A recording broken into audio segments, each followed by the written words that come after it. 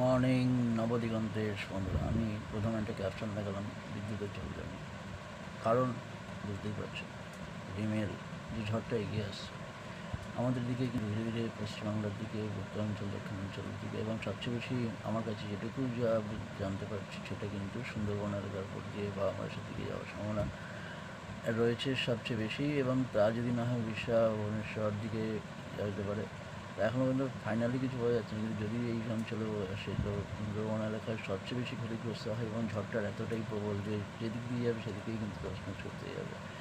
এবং আরও একটা খবর শুনছি যেটা সবই আমার কাছে খুবই বাজে লাগলো, এবং সেটা হচ্ছে আবহাওয়া বলছে আগস্ট মাস অব্দি এবং বিভিন্ন ভালো এরকম ঝড় আসতে থাকবে, মানে প্রাকৃতিক দুর্যোগ হতেই থাকবে।